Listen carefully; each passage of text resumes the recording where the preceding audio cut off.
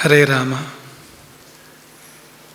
ಗುರವೇ ಸರ್ವಲೋಕಾನಾಂ ಭಿಷಜೇ ಭವರೋಗಿಣಾಂ ನಿಧಯೇ ಸರ್ವವಿದ್ಯಾನಾಂ ದಕ್ಷಿಣಾಮೂರ್ತಯೇ ನಮಃ.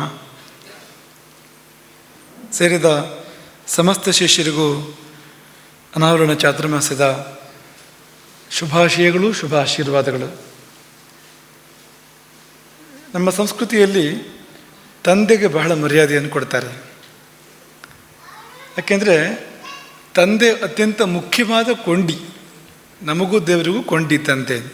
ಹೇಗೆ ಅಂದರೆ ತಂದೆಯ ತಂದೆ, ಅವ್ರ ತಂದೆ, ಅವ್ರ ತಂದೆ, ಅವ್ರ ತಂದೆ ಅಂತ ಹೀಗೆ ಹೋದರೆ ಕೊನೆಗೆ ವಿಶ್ವದ ತಂದೆಯೊಟ್ಟಿಗೆ ಸೇರುವಂಥದ್ದು ಅಂತ, ಜಗತ್ತಿನ ತಂದೆಯೊಟ್ಟಿಗೆ ಸೇರುವಂಥದ್ದು. ಅಲ್ಲಿಂದ ಒಂದು ಪರಂಪರೆ ಆರಂಭ ಆಗಿದೆ. ಅದು ನಮ್ಮವರೆಗೂ ಬಂದಿದೆ. ಅದು ಪರಮಾತ್ಮ ಪ್ರವಾಹ. ಅದು ಜೀವ ಚೈತನ್ಯದ ರೂಪದಲ್ಲಿ ಪರಮಾತ್ಮನ ಹರಿದು ಬರ್ತಾ ಇರತಕ್ಕಂಥದ್ದು. ಸಾವಿರಾರು ತಲೆಮಾರುಗಳನ್ನು ದಾಟಿ ಭಗವಂತ ನಮ್ಮವರೆಗೂ ಬಂದಿರ್ತಾನೆ. ಹಾಗೆ ನಮಗೂ ದೇವರಿಗೂ ಮಧ್ಯೆ ತಂದೆ ಕೊಂಡಿ. ತಂದೆ ಮಾತ್ರ ಅಲ್ಲ, ಪಿತೃಗಳೆಲ್ಲರೂ ಕೂಡ ಕೊಂಡಿ. ಈ ಕೊಂಡಿಗಳನ್ನು ಮರಿಬಾರ್ದು ಅಂತ. ಯಾರೂ ಕೂಡ ಅವರವರ ತಂದೆಯನ್ನು ಉಪೇಕ್ಷೆ ಮಾಡಬಾರ್ದು, ಅವರವರ ತಂದೆಯಿಂದ ದೂರ ಆಗಬಾರ್ದು. ಯಾಕೆ ಅಂದರೆ ಹಾಗೆ ಮಾಡಿದರೆ ನಮಗೂ ದೇವರಿಗೂ ಕೊಂಡಿ ತಪ್ಪುತ್ತದೆ ಅಂತ. ಆಗಬೇಕಾ? ಹಾಗೆ ಸಾಕ್ಷಾತ್ ಪರಮೇಶ್ವರನಿಗೂ ನಮಗೂ ಆ ಒಂದು ಸಂಪರ್ಕ ತಪ್ಪಿ ಹೋಗುವಂಥದ್ದು, ನಾವಲ್ಲಿಂದ ಆ ಪ್ರವಾಹದಿಂದ ಕಳಚಿ ಎಲ್ಲೋ ಹೋಗುವಂಥದ್ದು, ಇದಾಗಬಾರ್ದು ನೋಡಿ ಅಂತ. ಹಾಗಾಗಿ ತುಂಬ ಮಹತ್ವವನ್ನು ಕೊಡ್ತಾರೆ ಅಂತ. ತಾಯಿಗೂ ಕೂಡ ಹಾಗೆ ಅಂತ. ತಾಯಿ ಅವಳ ತಾಯಿ ಅಂತ ಹೀಗೆ ಹೋದಾಗ ಅದು ವಿಶ್ವಜನನಿಯಲ್ಲಿ ಪರ್ಯವಸಾನ ಆಗುವಂಥದ್ದು ಅಂತ. ಹಾಗಾಗಿ ನಮ್ಮ ತಾಯಿ ವಿಶ್ವಜನನಿಯ ಪ್ರತಿನಿಧಿ, ನಮ್ಮ ತಂದೆ ವಿಶ್ವಜನಕನ ಪ್ರತಿನಿಧಿ. ಅವರ ಹಿಂದೆ ಪೀಳಿಗೆಗಳಿದೆ.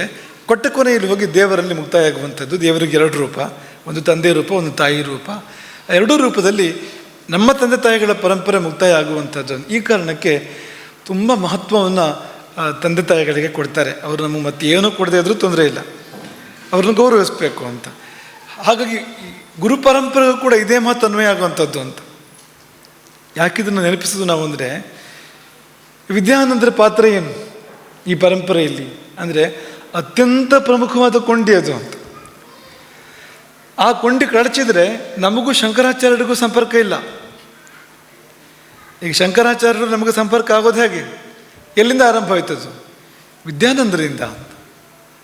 ಶಂಕರಾಚಾರ್ಯರ ಪ್ರತ್ಯಕ್ಷ ಶಿಷ್ಯರು ವಿದ್ಯಾನಂದರು. ಸನ್ಯಾಸ ದೀಕ್ಷೆ ಸುರೇಶ್ವರರಿಂದ. ವಿದ್ಯಾಭ್ಯಾಸ ಶಂಕರಾಚಾರ್ಯರ ಬಳಿಯಲ್ಲಿ. ಅಂಥವ್ರವರು ಅಂತ ವಿದ್ಯಾನಂದರು. ಹಾಗಾಗಿ ನಾವೆಲ್ಲ ಶಂಕರಾಚಾರ್ಯರನ್ನು ಗೌರವಿಸೋದಾದರೆ, ಅವರ ಆಶೀರ್ವಾದ ನಮಗೆಲ್ಲ ಸಿಗಬೇಕು ಅಂತಾದರೆ ದ್ವಾರ ವಿದ್ಯಾನಂದರು. ಅವರನ್ನು ಮರೆತರೆ ಶಂಕರಾಚಾರ್ಯರಿಲ್ಲ ಇಲ್ಲ ನಮಗೆ. ಅಂಥದ್ದೊಂದು ಮಹತ್ವದ ಅನಾವರಣ ಇವತ್ತಿಯಲ್ಲಿ ನೆರವೇರಿರುವಂಥದ್ದು. ಸಮಾಜ ಕತ್ಲಲ್ಲಿದೆ. ವಿದ್ಯಾನಂದರ ಸಮಾಜ ಎಲ್ಲಿತ್ತು ಅಂತ ಯಾರಿಗೂ ಗೊತ್ತಿಲ್ಲದಿರೋ ಕಾಲ ಒಂದಿತ್ತು. ಈಗಲೂ ಬಹುತೇಕ ಮಂದಿಗೆ ಗೊತ್ತಿಲ್ಲ. ಈ ಸಭೆಯಲ್ಲಿ ಕುಳಿತಿರ್ತಕ್ಕಂಥ ಹೆಚ್ಚಿನವರಿಗೆ ಮಠದ ತೀರಾ ಬಳಕೆಯಲ್ಲಿರ್ತಕ್ಕಂಥ ಬಹುತೇಕ ಮಂದಿಗೆ ವಿದ್ಯಾನಂದರ ಸಮಾಧಿ ಎಲ್ಲಿದೆ ಅಂತ ಗೊತ್ತಿಲ್ಲ. ಅವರು ಹೋಗಿ ದರ್ಶನ ಮಾಡಿದ್ದುಂಟ, ಎಲ್ಲಿಯಾದರೂ ಒಂದು ಗೌರವ ಸಲ್ಲಿಸಿದುಂಟಾದರೆ ಇಲ್ಲ ಅಂತ. ಸಮಾಜ ಕತ್ಲಲ್ಲಿದೆ ಅಂತ. ಇತ್ತೀಚೆಗದು ಬೆಳಕಿ ಬಂದಿರುವಂಥದ್ದು. ನಿರೂಪಣೆ ಮಾಡುವಾಗ ಅದನ್ನು ಉಲ್ಲೇಖ ಮಾಡಿದ ಹಾಗೆ, ಗೋಕರ್ಣದ ಮಹಾಬಲೇಶ್ವರ ದೇವಸ್ಥಾನ ಅದರ ಸೇವೆ ನಮಗೆ ಬಂದ ನಂತರ ಸಾಂದರ್ಭಿಕವಾಗಿ ಅದು ಬೆಳಕಿ ಬಂದಿರುವಂಥದ್ದು.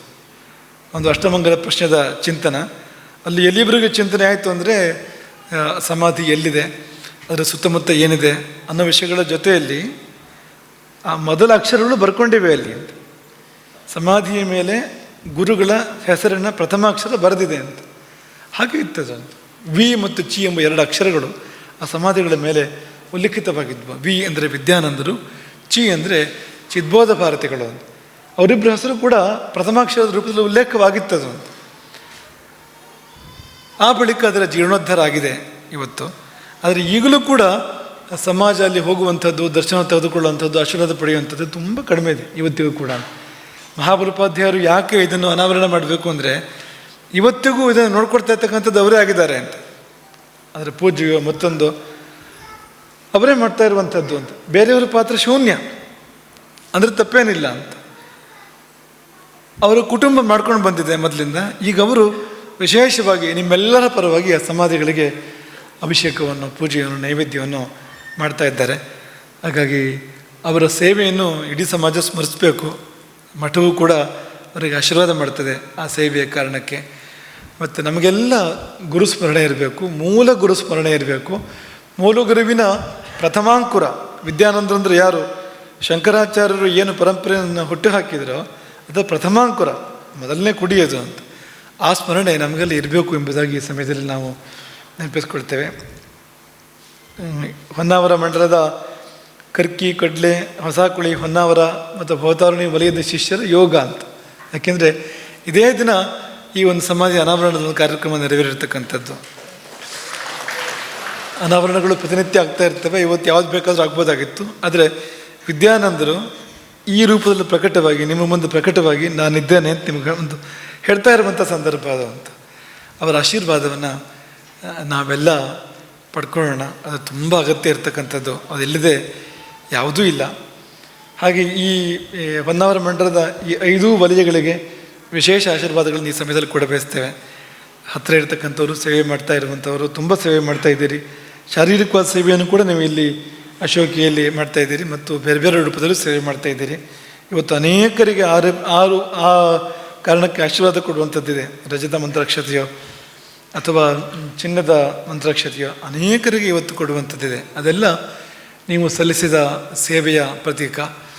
ಹಾಗೆ ಈ 5 ವಲಯಗಳನ್ನು ಮತ್ತು ವಿಶೇಷವಾಗಿ ಹೊನ್ನಾವರ ಮಂಡಲವನ್ನು ಮನಸಾರೆ ಹರಿಸಿ ಅನಾವರಣ ಚಾತುರ್ಮಾಸ್ಯ ನಿಮ್ಮೊಳಗಿನ ಚೈತನ್ಯದ ಅನಾವರಣವನ್ನು ಉಂಟು ಮಾಡಲಿ. ನಿಮಗೆ ನೀವು ಯಾರೊಂದು ಪರಿಚಯ ಇಲ್ಲ, ಅದಾಗಬೇಕು. ನಿಮಗೆ ನಿಮ್ಮ ಶಕ್ತಿ ಗೊತ್ತಿಲ್ಲ, ಆ ಶಕ್ತಿ ಪರಿಚಯ ಆಗಬೇಕು.